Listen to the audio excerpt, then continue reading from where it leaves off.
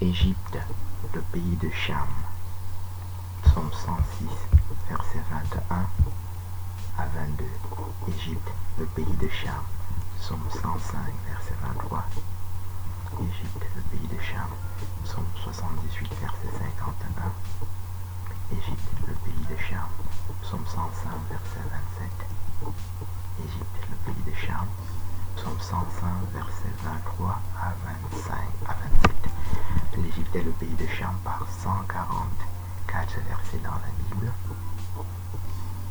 Et Cham est noir, puisque on dit dans Genèse 2, les fils de Cham, Couche, sont là les fils de Cham. Genèse chapitre 10, verset 1 à 32.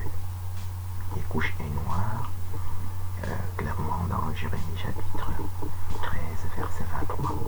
On dit Couchite éthiopien. Selon les translations, les versions des Bibles qu'on prend, on dit Couchite éthiopien, mort avec M-O-R-E, mort avec M-A-U-R-E, selon les versions des Bibles qu'on prend. On trouve aussi nègre, noir, couche avec K, couche avec K-U-S-C-H, K-U-K-O-U-S-C-H, etc. Donc, Couchite veut dire noir dans Jérémie chapitre 13, verset 23, dans toutes les versions de Bible que vous prendrez. Et l'Égypte est dans le pays de Cham.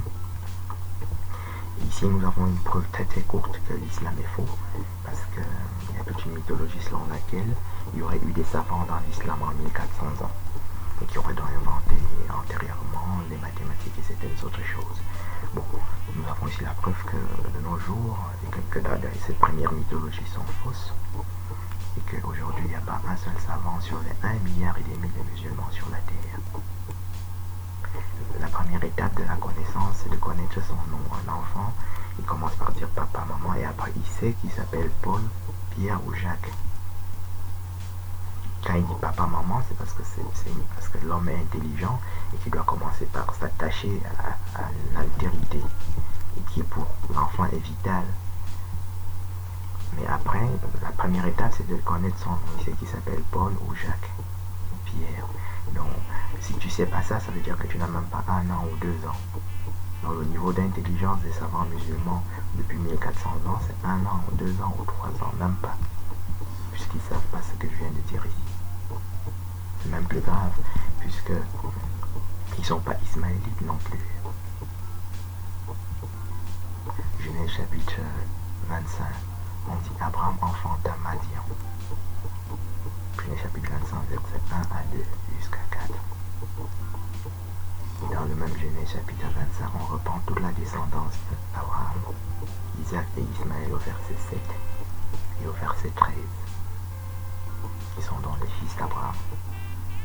Madian veut dire Éthiopie dans Habakkuk chapitre 3, verset 7. On dit Éthiopie, Madian. En sorte que le troisième fils d'Abraham, ici dans Genèse 25, est éthiopien, clairement. C'est-à-dire noir, comme nous venons de le définir, et que donc tous les autres descendants d'Abraham sont noirs. Donc Genèse 25, c'est lui donc aussi Madian au verset 2, Madian au verset 4, et Ismaël au verset 13 et au verset 7. En sorte que on peut dire Ismaël, Madian, Madian, en le lisant à l'envers. Ou Madian, Madian, Ismaël. Les Ismaélites sont donc noirs, éthiopiens, dans Genèse 25. Ils le sont aussi dans Genèse 37, qui dit Ismaélite, Madian, Madian. Et dans Psaume 83, on dit Madian, Ismaël. Et dans Juge chapitre 8, on dit Madian, Madian, Madian, Madian, Ismaël. À 7 reprises. Ismaël et Madianite à 7 reprises dans Juge chapitre 8.